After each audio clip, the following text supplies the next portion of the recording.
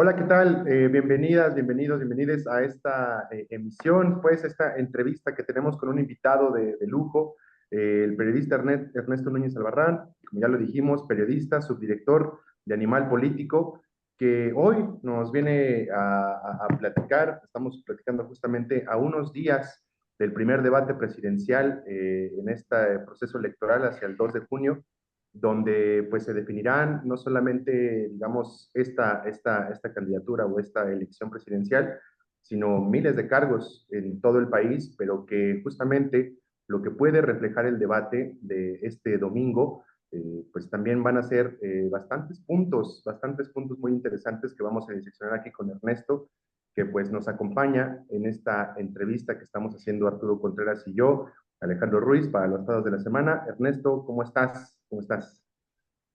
Hola, ¿qué tal? ¿Cómo les va, colegas? Un Bien, honor bien, estar aquí. en su programa. Bien, bien, bien. Pues preguntar, Ernesto, ¿no? O sea, vamos entrando como en calor. ¿Qué esperamos la ciudadanía, los periodistas en general de este primer debate presidencial, ¿no? Hay muchas quejas o muchas expectativas en torno a los formatos que se han seguido en otros debates. ¿Qué esperar, pues, ¿no? Pues miren, yo pienso que si hay un momento en el que pudieran cambiar las tendencias de lo que ha sido una campaña que comenzó con una persona muy arriba en las encuestas, pues es este debate. Es decir, yo sí lo veo como la última oportunidad de Xóchitl Gálvez de realmente meterse a la contienda, digamos, de veras, por decirlo de alguna manera. Y en ese sentido, creo que lo que podemos prever es que Xóchitl Gálvez efectivamente saldrá, como se dice en el box, saldrá con todo a jugarse su resto. Será una pugilista, creo yo, agresiva. Creo yo que eh, irá a tratar de dar un golpe de efecto que le permita tratar de emparejar los cartones, ¿no? Jorge Álvarez Maínez igual, su campaña ha sido bastante irrelevante en este primer mes que ya pasó. Digo, no, la verdad no, Invisible casi, ¿no? Sí, sí. casi invisible. MC traía ya una intención de voto de 15% con Samuel García en noviembre, diciembre, y desde que Maínez fue destapado en enero, pues MC se ha venido cayendo y las encuestas los traen entre 5 o 7%, dependiendo de la encuesta que uno vea. Entonces, creo que él también tratará de salir a hacer un debate en donde como que diga, hey, aquí estoy y existo en la campaña. Y en ese sentido será un debate complicado para Claudia Sheinbaum, que tendrá que salir a resistir embates. Me parece que de los dos le ayuda a Claudia que no sea un tete a tete solo con Xochitl. Creo que Maínez también traerá lo suyo para Xochitl Gálvez. Supongo que Xochitl se va a concentrar en Sheinbaum, pero también tendrá que estarse defendiendo de Maínez. Pero sin duda, a mí lo que me genera curiosidad es ver cómo Claudia Sheinbaum va a responder en este debate. Creo que también hay una gran incógnita si, por lo que hemos visto en campaña, si Xochitl Gálvez va a salir realmente a debatir con Claudia Sheinbaum o si va a salir a pelearse con la figura de Andrés Manuel López Obrador, que también Claro, es muy probable, porque su claro. campaña, sus críticas las ha centrado en Andrés Manuel, en el gobierno de Andrés Manuel. Entonces ella capaz que puede salir terminando siendo un debate donde salga más bien a debatir con un Andrés Manuel que no va a estar ahí, a criticar el tema de los hijos de Andrés Manuel. Y de ser así, me parece que se la va a poner fácil a Claudia Sheinbaum, porque Claudia Sheinbaum pues puede defender el gobierno, puede defender lo que se ha hecho en la 4T con cifras. Es una persona, me parece, muy preparada y muy hábil y muy inteligente. Pero tampoco tendría por qué salir a defender a los hijos de Andrés Manuel, por ejemplo, o algo así. Entonces, pues ahí es un poco la incógnita, ¿no? Xochitl, ¿contra quién se va a ir? Si se va a ir realmente contra Claudia, contra Andrés Manuel. Pero pues creo que por ahí más o menos es por donde podemos esperar lo del domingo. Justo hoy en la mañana, durante la conferencia del presidente, ¿no? Que luego hay cosas curiosas, le preguntaban a López Obrador diciendo que él no puede hablar sobre los elementos electorales, ¿no? Pero ahí van a picarle. sobre el formato del debate, ¿no? Sobre si este sigue siendo bueno, si permite que haya como una, pues sí, ¿no? Como una interacción más real, que no solo sean las preguntas y de repente los participantes, las participantes saliéndose para meter alguna jiribilla política o algo así. Entonces, pues históricamente, ¿cómo se han ido cambiando estos, no? Ahora, al inicio de esta semana publicabas una columna que publica semanalmente, ¿no? Tanto en pie de página como en otros medios, sobre esto, ¿no? Un poco sobre la historia de los debates, sobre cómo han ido cambiando. Entonces, por ejemplo, en el debate el primer debate que tuvimos de la Ciudad de México, como que no se prestaba mucho el formato para profundizar en cuestiones importantes de las propuestas, ¿no? Entonces, ¿crees tú que en que es en el que Xochitl se juega todo por el todo, Claudia va a salir a resistir, ¿no? Imagínese a ver si alguien lo pela. ¿Crees que el formato está bueno? O viendo al pasado, ¿qué se podría recobrar? ¿Cómo podríamos, digamos, pues ver esto? Pues miren, la verdad es que los debates han ido cambiando mucho, pasaron de ser esos monólogos súper aburridos de 94, del 2000, incluso de 2006, eh, donde la nota era que se criticaban tantito, ¿no? En 2012 fue un poquito más abierto. Por ejemplo, el formato del segundo debate de 2012 entre Josefina López Obrador, Peña Nieto y Cuadri, el formato sí se prestaba para que Sí, debatieran, pero Peña y Andrés Manuel, que eran los punteros, decidieron no debatir. Incluso llega un momento de ese debate donde Josefina denuncia y dice, bueno, pues yo vine a este debate a debatir, pero estos dos caballeros no quieren debatir entre sí. Cada quien salió a defender su ventaja que traía o claro. sus puntos Sí, sí, de sí. encuestas, y fue muy notorio eso. Los debates de 2018 evolucionaron, fueron mejores formatos, pero en 2018 se incorporó una cosa que pues es políticamente correcta y está bien, pero a mí me parece que no ayuda al debate, que es incorporar a la ciudadanía. Entonces, Mm, meten unas disque preguntas del disque la ciudadanía que el INE recoge de alguna manera y las mete ahí. O sea, insisto, políticamente correcto, pues sí, ¿no? Con eso el INE queda bien de que se incorpora a la ciudadanía y tal. Pero la neta, eso no hace más que estorbar el debate. ¿O ustedes quieren ver a Xochitl Gálvez responder una pregunta de una tuitera de Chihuahua? Pues no, queremos ver a Xochitl Gálvez debatiendo con Claudia Sheinbaum. Y eso se estorba con estos formatos de participación ciudadana que ni logran que haya participación ciudadana, porque, por ejemplo, en 2018, en el debate de Tijuana, según esto, había ciudadanos en el foro para preguntar. Pues fueron ciudadanos súper escogidos. Los que llegaron ya al foro eran personas que incluso las tuvieron encerradas 48 horas antes para que no tuvieran contacto con nadie del exterior, sí, para es llegar cierto. perfectamente preparados, con preguntas que ya todo el Claro. mundo sabía que iban a hacer. La verdad es que, y en este año son iguales. En este primer formato, habrá, se mandaron, el INE recogió 24,000 preguntas. Signalab ya las filtró, llegaron a Ujú. 108 preguntas, las 108 preguntas se le entregaron el pasado miércoles a Denise Merker y a San Martín, que son los moderadores, y ellos de esas 108 sacarán 30 para hacer el debate. Pero el debate, según la escaleta y el formato, está hecho para que el debate se dé en torno a esas preguntas. Entonces, perdón, pero va a ser aburridísimo. No va a ser un debate en donde en donde Xochitl Gálvez le pueda decir a Claudia Sheinbaum, oye, a ver, tú que eres ecologista, ¿cuál es tu propuesta ecológica? Oye, Xochitl Gálvez, a ver, tú qué has hecho realmente para combatir la violencia política de género, o qué sé yo, porque van a estar debatiendo en torno a preguntas que van a sacar de ahí. Entonces, este primer debate me parece que va a ser el más aburrido. Luego en el segundo debate se van a poner unos videos. Personal del INE recorrió el país para grabar videos. La neta, no sé cómo le hicieron, se fueron a plazas públicas o algo, le graban un video a alguien, oiga, puede grabar esta pregunta. Y entonces Arturo Contreras, oiga, yo quiero preguntar, ¿cómo le va a hacer para combatir la contaminación? Pues es obvio que igual va a ser un poco aburridón, quizás sea más interesante. Esta ocasión no quisieron los partidos que fueran personas en un foro, sino que esta vez son videos que se grabaron para ya no tener a las personas ahí en el foro. El tercer debate va a ser el mejor, pero probable que es el del 19 de mayo, pero probablemente para ese momento ya esté decidida la elección. ¿Por qué? Porque en el formato del tercer debate, si ustedes lo revisan, ya es un debate que se prevé debate abierto, tete a tete. Es decir, van a estar los tres en una mesa, va a haber una persona moderadora o dos, que todavía no se decide quién es, y él sí le va a estar dando la palabra y aquí sí a discutir. Y ese es el debate que realmente queremos ver, me parece, ¿no? Claro.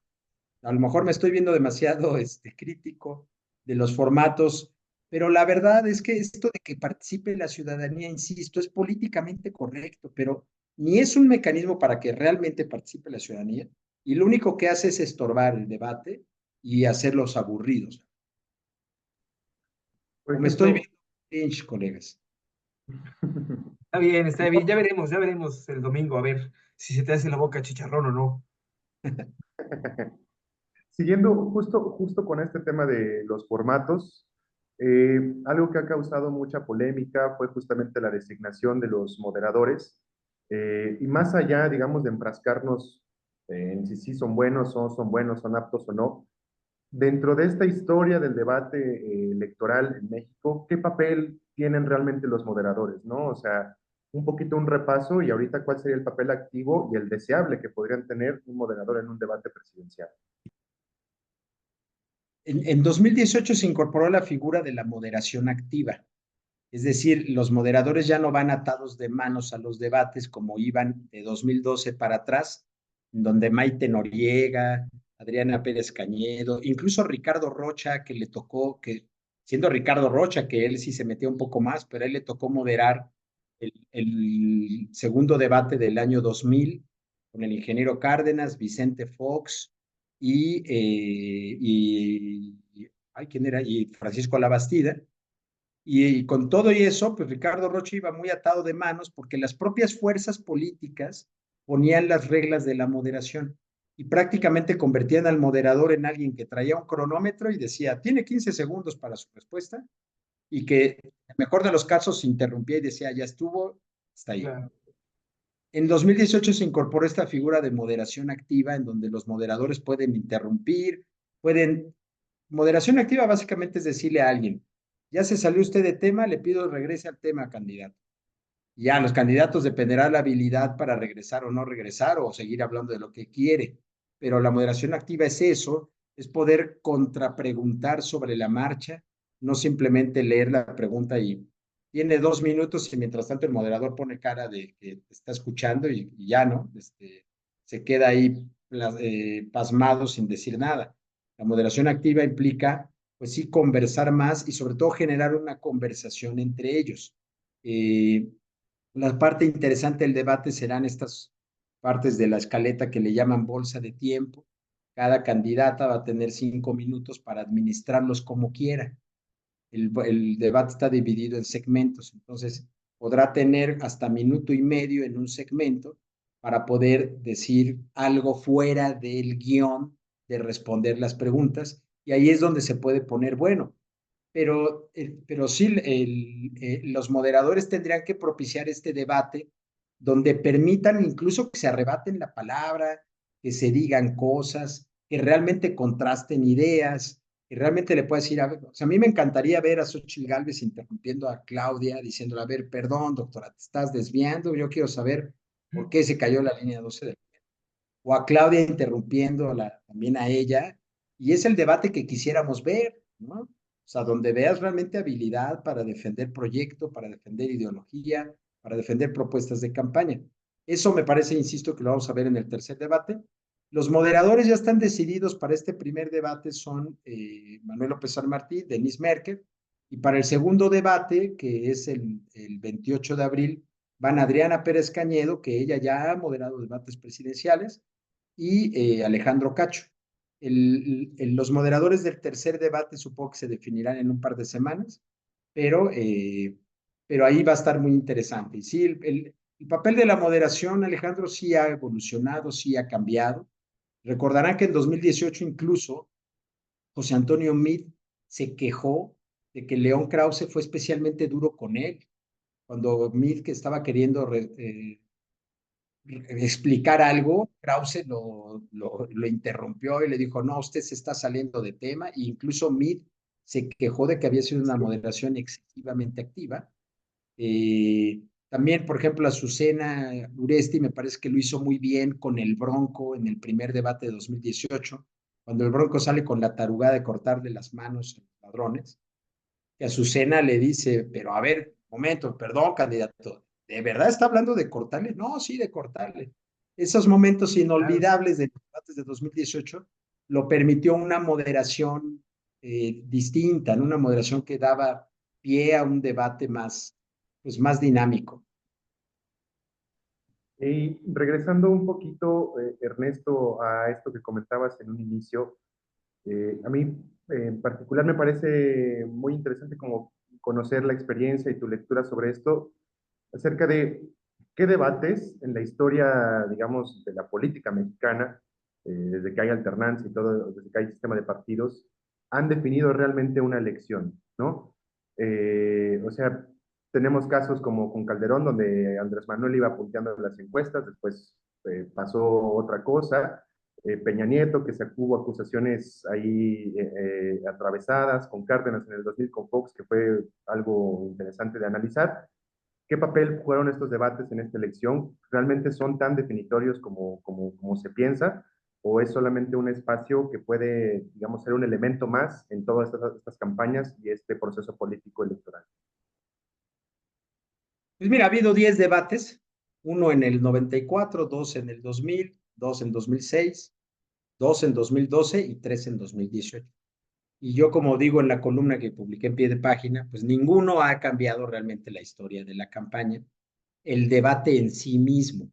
Sin embargo, hay dos debates entre esos 10 que me parece que son muy importantes y que yo diría son los históricos. El primero fue el del 94, el 12 de mayo de 1994. ¿Por qué? Porque el ambiente en 94 pues era muy especial, estaba el levantamiento zapatista, habían asesinado a Colosio en marzo, los partidos políticos habían hecho una reforma política de emergencia, se creó, se ciudadanizó al IFE al calor de los acontecimientos, Carpizo se convierte en secretario de Gobernación, y dentro de la reforma política que pacta, digamos, al calor de los hechos con los partidos, se acuerdan varias cosas importantes. Una de ellas es mover la fecha de la elección hasta el 21 de agosto, un poco como para darle al PRI chance de reorganizarse en función de una candidatura que había sido destapada de noviembre y que Colosio fue asesinado el 23 de marzo. El IFE deja de tener estos magistrados electorales y se convierte en un consejo ciudadano, ahí es donde entran Granados Chapa, Ortiz Pinchetti, Woldenberg y demás. Es el antecedente, digamos, de la autonomía plena del IFE en 96. Y se acuerda un debate. En ese momento, probablemente los quienes son más jóvenes y nos están viendo, probablemente no tengan presente que la televisión, incluso la televisión privada, estaba vetada para o sea, más bien los partidos de oposición y los políticos de oposición estaban vetados en la. El ingeniero Cárdenas en la elección de 1988 no Wow. salían ni siquiera sus notas de campaña en la tele. Wow. No había la Televisa, para decirlo con todas Sí, sus sí. letras, no podía darle espacio a un político de oposición durante todo el sexenio de Salinas de Gortari. Manuel Cloutier se tuvo que ir a hacer una huelga de hambre y una manifestación afuera de Televisa Chapultepec para exigir que lo entrevistaran en Televisa, Claro. Manuel Cloutier. Y Ricardo Rocha le hizo una entrevista inédita, por ahí la pueden ver en YouTube, que no me acuerdo si fue antes o ya después de la elección del 88. Pero, por ejemplo, todas las protestas contra el fraude electoral del 88, Televisa simplemente las cayó, no existía. Esta canción de Molotov de que no te haga bobo Jacobo, pues existe por alguna razón, existe por eso. Entonces, que en Claro. 94 dijeran, vamos a hacer un debate, se va a televisar. La CIRT dijo, yo lo organizo. Y fue un acto de apertura incluso para Televisa en aquel momento y para TV Azteca. Y dijeron, vamos a hacer un debate en donde por primera vez vamos a ver a dos políticos de oposición machacando al candidato del PRI. Nunca un candidato del PRI en la larga historia del régimen de partido único, desde Cárdenas hasta Salinas de Gortari, 50 años prácticamente, o más de 50 años, nunca un candidato del PRI se había tenido que someter en televisión a que alguien le preguntara nada. Entonces, fue histórico por eso. Y luego sale Diego Fernández de Ceballos y le pone una friega a los dos, principalmente a Cedillo, y gana el debate. Y ese debate sí pudo haber cambiado la historia de la elección si no hubiera ocurrido lo que ocurrió después del debate, y eso lo han dicho varios panistas, empezando por Vicente Fox, que incluso lo puso en un libro, que Diego Fernández Ceballos, después de ese debate, tira su campaña, como que algunos dicen que lo compró Salinas, otros dicen que le dio miedo, otros dicen que lo amenazaron, otros dicen que se enfermó. El chiste es que él, en lugar de aprovechar el debate, irse con todo y ganar, cosa que pudo haber ocurrido, él se repliega, deja de tener eventos de campaña y todo el mundo dice, ¿y dónde quedó Diego? Y al final gana Cedillo la elección. Pero ese debate pudo haber cambiado si Diego hubiera hecho un buen post-debate. Acuérdense que el debate no solamente es ganar la hora y media del debate, es después salir a cacarear el huevo de que ganaste. Y hoy en día, en un mundo de redes y todo, el postdebate puede que sea tan importante como el debate. Bueno, Claro. ese debate de 94 me parece que sí fue histórico. Y el otro debate que cambió la historia de la elección, pero no por el debate en sí mismo, sino por la circunstancia, fue el primer debate de 2006, donde Andrés Manuel López Obrador decide no ir. Me parece que ese error, que además le permitió a Luis Carlos Ugalde, presidente del IFE, presentar la silla vacía de López Obrador en el debate, esa silla vacía era muy simbólica. Era el puntero en las encuestas que venía de ser jefe de gobierno y que decía yo no debato con ellos. Y esa escena fue muy mala para la campaña de Andrés Manuel. Probablemente, me voy a arriesgar a decirlo, si Andrés Manuel hubiera ido a ese primer debate, probablemente hubiera ganado la elección, porque él había empezado esa campaña con más de 10 puntos de diferencia sobre Calderón y Roberto Madrazo, que en ese momento estaban empatados. Ese primer debate, recordarás, Arturo, que yo cubrí la campaña de Calderón y escribí un libro sobre eso. Ese debate y ese error estratégico de López Obrador fue muy bien aprovechado por los calderonistas, que en ese momento lograron convertirse en el candidato al que había que apostarle todos aquellos que no querían que López Obrador llegara al poder. En ese momento se convierte Calderón en el candidato de las élites, de los grupos empresariales, de todos, de Fox, de todos aquellos que querían que Andrés Manuel no llegara al poder. Comienza la campaña de Andrés Manuel es un peligro para México, está esta campaña muy dura, y la elección se va cerrando. Cuando llegan al segundo debate, donde Andrés Manuel hace un buen debate y todo el mundo dijimos, ¿y por qué no fuiste al primero? Porque el segundo debate Andrés Manuel lo hace bastante bien. De hecho, es cuando saca el tema de Hildebrando Zavala, le pone un demoniazo a Calderón, pero es demasiado tarde. Para ese momento ya se había cerrado la elección. Entonces, ese debate, no por el debate en sí mismo, sino por el error estratégico de Andrés Manuel de no ir, me parece que también tuvo un impacto importante en el destino de la campaña. Los demás debates no me parece que hayan cambiado la historia de la campaña, francamente. Ok. Am, Quisiera hacer como un pequeño corte en el tema, no por cortarte la inspiración, porque creo que podríamos pasar horas escuchándote hablar de los debates, este, porque vaya que si los has estudiado y vaya que has estado ahí sobre todo, ¿no? Pero en Animal Político traen un esfuerzo en el conteo de la, pues eso, de la violencia política que estamos viviendo y como que le están diseminando, no diseminando, como diseccionando muy bien, están haciendo un estudio profundo para entenderla, ¿no? Y para ver pues cómo estamos y por qué cada semana escuchamos de uno o dos aspirantes políticos que son asesinados. Entonces, pues quería aprovechar la visita que tienes aquí a los Pasos de la Semana, un poco para que nos cuentes sobre este esfuerzo que están haciendo en Animal Político, ¿no? Y cómo nos ayuda esto a entender no solo la violencia política, sino el resultado electoral, ¿no? Y cómo podría jugar esto después. Sí, bueno, este es un tema muy grave eh, eh, que lamentablemente pues existe desde hace tiempo, ¿no? Y yo siempre digo de entrada cuando hablamos de este tema que este tema de del asesinato de candidatos y eso, pues se da en un contexto de un país de 30. Ay, creo que se nos fue un poco, Ernesto, no sé si es mi internet o cuál, o No, Alejandro, no sé. sí, a mí también se me fue la imagen de Ernesto, y el audio.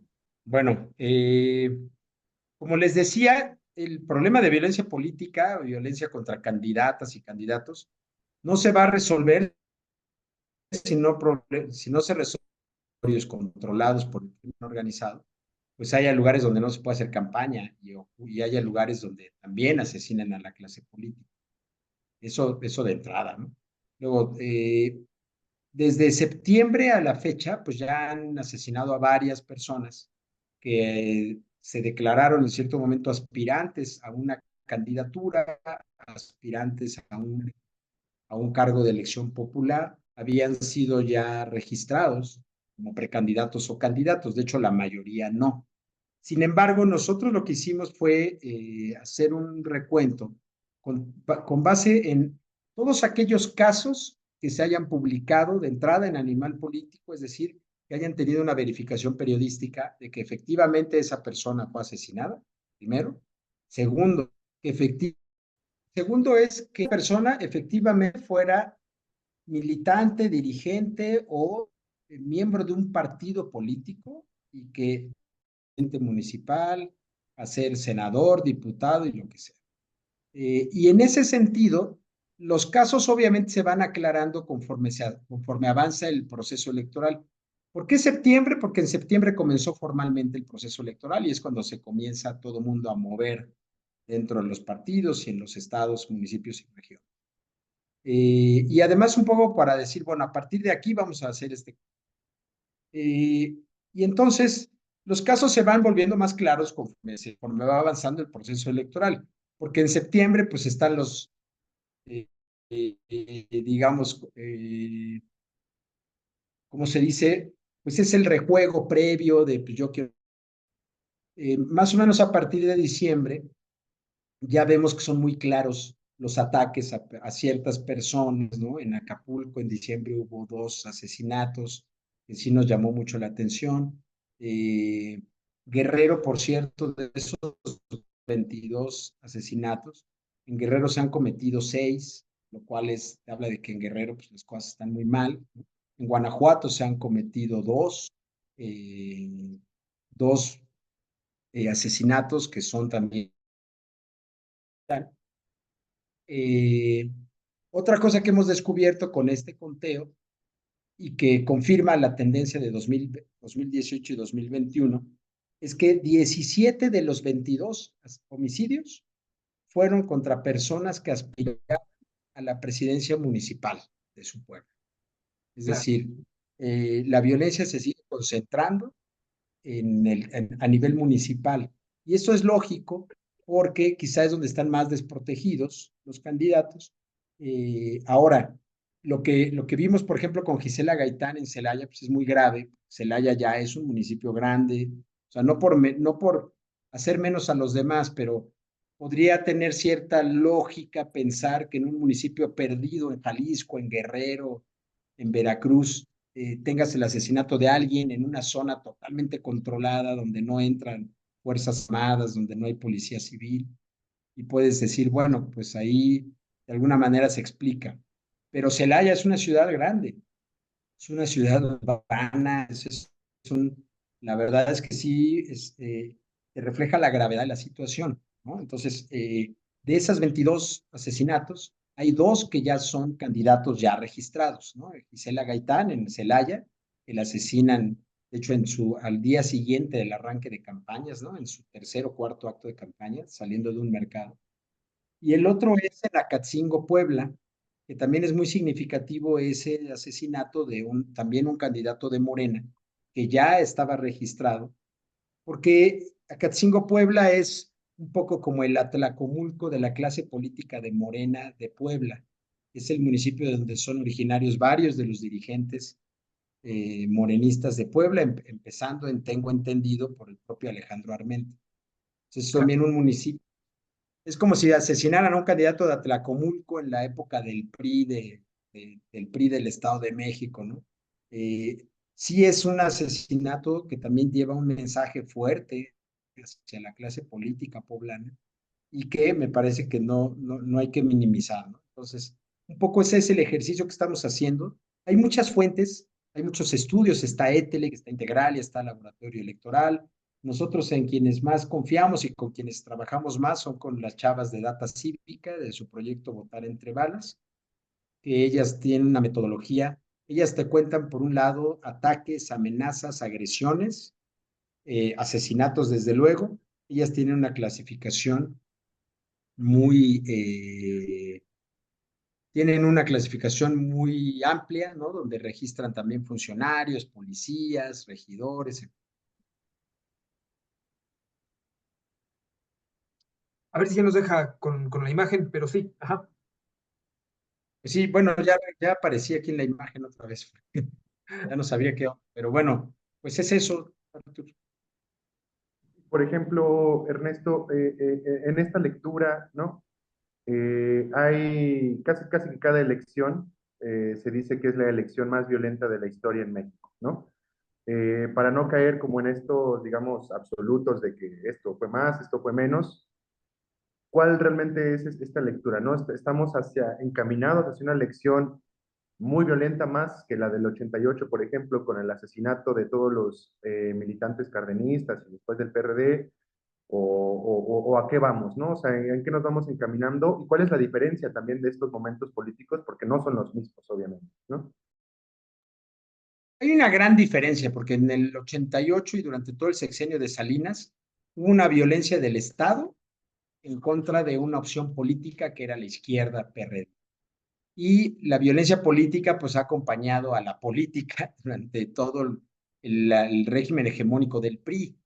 Si hubiéramos podido tener el conteo de cuántos políticos fueron asesinados en aquellos años, pues seguro, probablemente serían mucho más de los de ahora, ¿no? Hmm. Digo, la violencia política, digo, no comenzó ahí, pero tiene episodios graves como de entrada el asesinato de Madero, ¿no? Además, todo el mundo sabe que lo asesinó Victoriano Huerta y además Victoriano Claro. Huerta tuvo el descaro de usurpar la presidencia, ¿no? En la revolución, pues a cada rato se mataban, acuérdense, pues fue asesinado Madero, fue asesinado Carranza, fue asesinado Villa, fue asesinado Zapata, todos los líderes revolucionarios, pero Madero y Carranza, presidentes.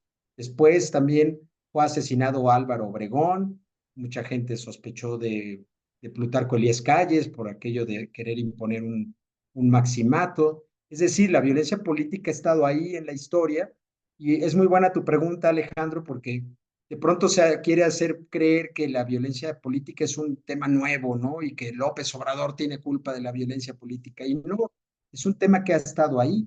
1994 fue un año muy violento, no solo por el asesinato de Colosio siendo candidato y después de Hmm. Luis Macié siendo secretario general del PRI, sino que también hubo asesinatos graves a nivel local, estaba la guerrilla en Chiapas, había secuestros, en fin. En 88, desde luego, ¿no? Empezando por los asesinatos de Obando y Gil, que son los perredistas que atestiguan la caída del sistema o perpetrada por Manuel Bartlett, y que después aparecen asesinados, cuando eran los testigos de la caída del sistema. Y después los más de 100 perredistas que fueron asesinados en el sexenio de Carlos Salinas.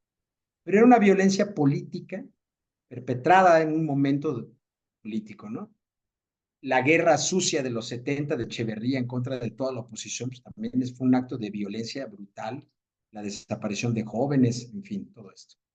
Creo que lo que estamos viendo de 2018, 2021 y 2024, y cuando uno revisa el origen partidista de los asesinados, la diferencia es que hoy es una violencia ejercida por un poder fáctico, que es el crimen organizado, Ujú, ujú. que en complicidad con poderes formales del Estado mexicano han campeado, han controlado territorios y están atacando a la clase política cuando quieren eliminar a alguien o imponer a alguien en un municipio.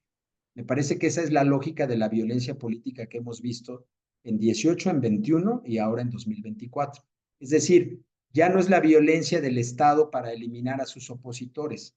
De hecho, las cifras nos dicen que en este 2024, de los 22 asesinatos que van, 9 son de candidatos de Morena, lo cual rompe toda lógica de que fuera una violencia estatal. Y los demás están repartidos. Todos los 7 partidos con registro político nacional tienen víctimas en este fenómeno de violencia política, pero sobre todo Morena. Después sigue el PRI, el PAN, MC y el PRD también tienen casos. El Verde y el PT también tienen por lo menos un caso de un asesinato. Entonces, no hay ya una lógica de violencia del Estado como tal o del gobierno, como fue la lógica del 88 y todos los años previos, ¿no? Aquí es un problema que es muy grave también, porque es el crimen organizado, que ya es un poder fáctico, que ya está empezando a tocar a la clase política cuando no le conviene o cuando a lo mejor miembros de esa clase política no quieren jugar el juego de complicidad que se les propone. En fin, es un fenómeno súper complejo. Claro, pues un poco con eso, porque no los queremos alargar demasiado ya, porque, bueno, o sea, creo que es fundamental esta diferencia que marcas, ¿no? Y que debe ser como muy entendida, porque luego a la gente le da por mezclar la gimnasia con la magnesia y hacen enjurjes ahí históricos políticos que no nos ayudan mucho. Entonces, salvo que quieras agregar cualquier otra cosa, Ernesto, pues muchísimas gracias por darte el espacio de estar aquí en los pasos de la semana con nosotros y pues bueno, nada más. Sería todo de nuestra parte. No, pues mil gracias por la invitación y yo la verdad sí les diría, aprovechemos para llamar a la gente a ver el debate. Yo veo que la gente no Claro. está tan interesada como otras ocasiones en la campaña, en fin, pero ojalá sobre todo la gente más joven, a lo mejor ve el debate y ya se comienza a interesar y creo que vale la pena interesarse en los procesos políticos. Así que véanlo, cómprense una chela, unas palomitas y ahí va a tener dentro de todo sus cosas divertidas. Vale mucho la pena sí interesarse en estos asuntos. Y aprovechando tu invitación, la aprovechamos a todas las personas que nos están viendo para que nos acompañen el domingo después del debate. Vamos a tener una transmisión en el canal de Pie de Página de YouTube para hacer un análisis del debate con todo y palomitas incluidas. No se nos vaya a colar ahí Chertorivsky, ¿no? En una de esas. Pero bueno, creo que nada más. Okay. Muchas gracias, Ernesto. Perdón, ayer, si me dejan hacer el comercial, el Claro. lunes, el lunes en Animal Político estaremos publicando el resultado del proceso de verificación que vamos a hacer del Ujú. debate. Es decir, vamos a hacer un proceso, ustedes ubican De, el sabueso, que es esta sección de Animal Político, vamos a hacer verificación de discurso, estaremos publicando las principales mentiras que se digan en el debate, ya verificado si lo que se dijo es verdad o no, así que también échenle un ojillo por ahí. Pues muchas gracias. bueno, pues muchas gracias y regresamos al estudio. Creo que ya con esto, bueno, ahorita vemos qué hacemos con el programa, pero de todas maneras, muchísimas gracias.